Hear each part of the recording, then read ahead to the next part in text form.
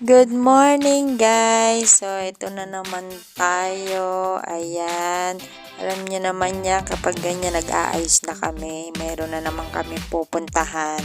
So guys kasi nalaman namin sa mga amo namin na darating sila bukas pa ng gabi. Kaya ngayon habang may araw pa kami, pumunta kami ng San Mia at itong sumabay kami kila Boss Mark. Yan kay Kano at kay Noemi. Yan, kasi papunta rin sila ng Sarmia. So, dinrap kami doon.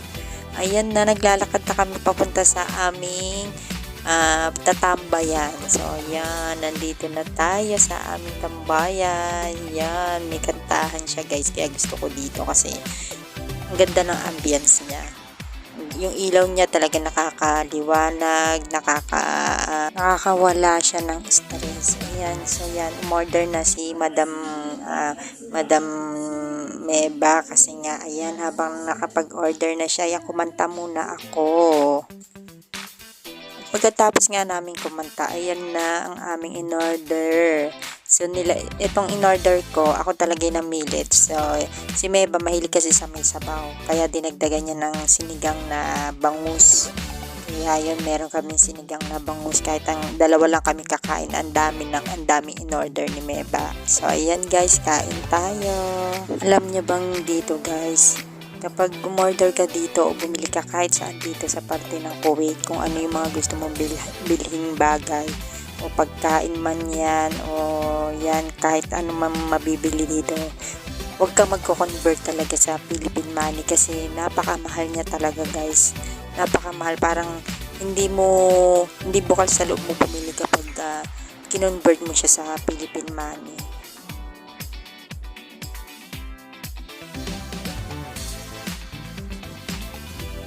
At ito na nga ang pinakagusto kong part guys. Pagkatapos kong kumain, ayan, nagsisisya ako talaga dito every time na pupunta ako dito. At habang nagsisisya talaga ako dito guys, umu-order ako ng tea o kaya chocolate coffee. So ngayon busog na busog kami, hindi na ako nag-tea at saka chocolate coffee, nagsisya na lang ako. Ayan, ang sarap magsisya lalo na pag habang kumakain o kaya pagkatapos mo kumain. Yan guys, dito naman hindi bawal yan, gumanyan ka, wag lang daw yung magpapakita ka talaga ng motibo sa mga lalaki o parang nakikita nila nakikipaglandian ka sa lalaki dito sa mga Kuwait. So ito naman hindi naman bawal kasi tinanong ko dito sa may-ari kasi nag-live nga ako. Tinanong ko kung kung pwede siyang i-live, pwede naman daw, wag lang daw sasayaw. So, ayan guys, watch my video dyan lang kayo.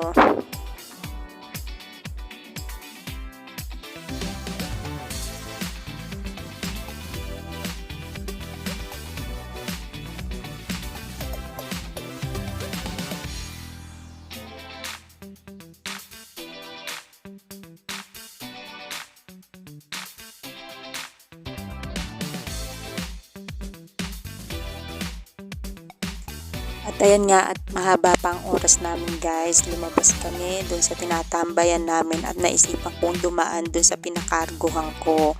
Kasi nagka-problema guys. Mag-iisang taon na siya sa November. Hanggang ngayon wala pa yung cargo ko sa media ko. Ay mga guys, alam niyo ba pumunta kami dito sa media ko kasi isang taon na yung cargo namin hindi pa dumadating. May rice back na. Tapos, sabi daw, dadating na. Pero wala naman dumadating. Hanggang malaka na yung cargo namin. Hi guys, galing kami sa media ko guys. Tapos, at yun mo na, magdamit na tayo. Galing kami media ko guys. Sabi ko naman guys, sabi ko media ko na yan. Makamubon sa ano eh. Alam mo ba, dalawang karto na nandun, wala namang, dapat pilipanan na lang nila para wala nang gulo. No? Dapat nga ganun eh. Tingin nyo guys. Ayan na, comment down below. Ayun nga, nalaman namin na sarado yung Mediacom, yung Pinoy Express. So, ayoko naman magpaka-stress. So, ayan, bibili na lang kami ng damit. So, itong pinambili namin damit guys, alam niyo ba na pinahiram lang sa amin ni Noemi yung pera na pinambili namin kasi wala nga kaming pera. Umalis yung mga amo namin, yung sahod namin na late na. Kaya naman pinahiram kami ng 10KD para pang gala namin ngayong araw na to kasi nga bukas darating ng mga amo namin.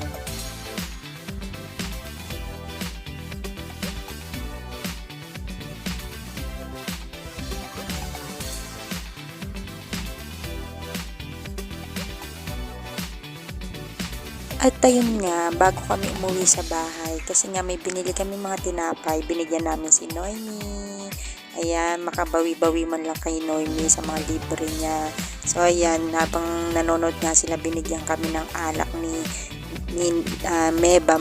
Daw kami, celebrate daw kami kasi huling araw na namin kasi para na daw kami prison kapag para na daw kaming prisoner kapag balik ng mga amo namin. Kaya naman, ayan ang alak guys, di ba napakalaki. Ayan, nasa pulang baso na yan. Ayan, habang kumakain kami ni Meba, ayan, sinashot namin yung alak na binigay ni Kano. Ayan, ni Noemi. So, salamat sa kanila kasi kahit pa paano talaga libre kami. Nababawasan yung mga gastusin namin. Ayan. So, yan guys. So, hanggang dito na lang ang aking vlog for today. Darating na bukas ang aming mga amo. Kaya, ayan, todo kwentuhan na kasi pagdating ng mga amo namin, para na kaming pipi at saka para na kami magkaaway. So, hanggang dito na lang guys. Thank you for watching. Bye!